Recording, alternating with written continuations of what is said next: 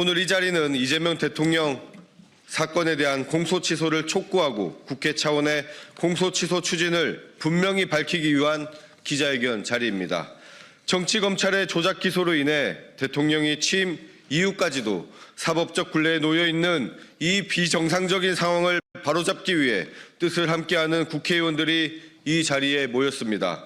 정치검찰이 자행한 조작 기소 즉각 공소 취소하라. 정치검찰이 조작 기소한 이재명 대통령 사건, 지금 당장 공소 취소해야 합니다. 검찰의 즉각적인 공소 취소를 강력히 촉구합니다. 존경하는 국민 여러분, 이재명 정부는 내란의 상처를 딛고 국민이 다시 세운 정부입니다. 우리는 이재명 대통령 덕분에 다시 한번 국민이 자부심을 느낄 수 있는 나라가 되었습니다. 대통령께서는 비상계엄과 내란의 위기 속에서 국정을 안정적으로 수습하며 민주주의를 지켜왔고 추락했던 국가의 위상을 다시 끌어올리고 있습니다. 그 결과 국가 경제와 민생 경제 모두 뚜렷한 회복세를 보이고 있습니다. 대표적인 성과로는 사상 첫 코스피 4000시대 실현, 관세 협상 타결, 핵 추진 잠수함 도입 등이 꼽힙니다. 이는 국민의 삶과 국가 경쟁력 강화로 이어지고 있습니다. 그러나 아직도 끝나지 않은 비정상의 그림자는 여전히 남아 있습니다. 우리 대통령은 내란 우두머리 윤석열의 정치 보복으로 자행된 정치검찰의 조작 기소로 없는 죄를 뒤집어쓰게 되었습니다. 대통령 취임 이후 해당 사건들과 관련된 재판은 모두 중지된 상태입니다. 대통령 사건은 현재 대장동 사건, 대북 송금 사건, 위중교사 사건, 공직선거법 위반 등 총 8건입니다. 대통령이 당선돼서 재판이 중됐지만 조작 기소된 사건 자체가 사라진 것은 아닙니다. 없는 죄를 만들어 족쇄를 채워 대통령직을 수행하게 만드는 비정상적 상황이 지속되고 있습니다. 대장동 사건만 보더라도 그렇습니다. 대장동 사건에서 정치검찰이 제시한 핵심 증거는 유동규의 허위 진술뿐입니다.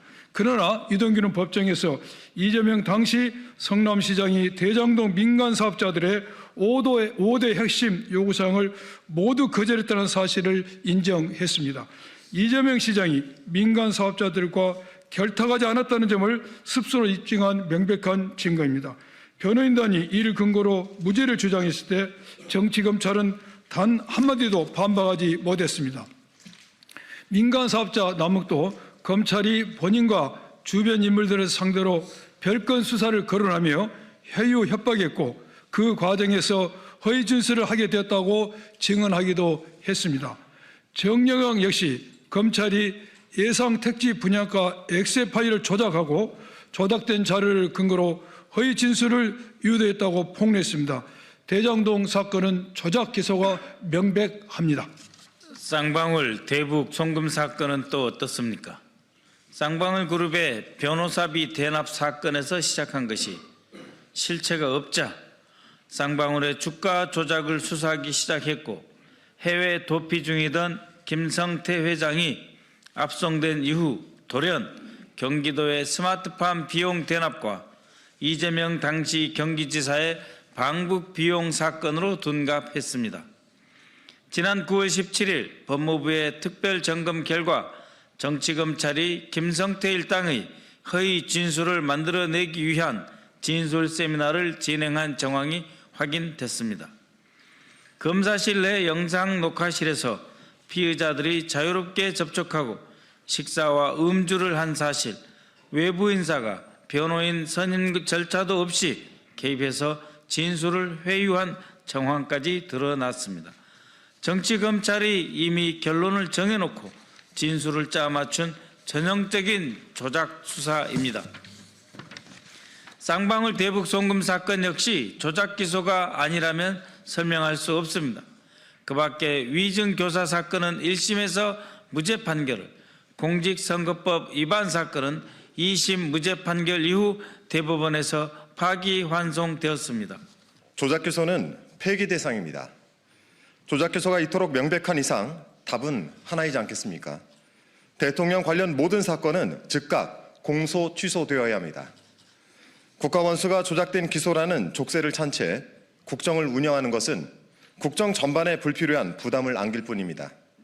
대통령 사건의 공소 취소는 대한민국의 헌정 질서와 사법 정의를 바로 세우는 최소한의 조치입니다.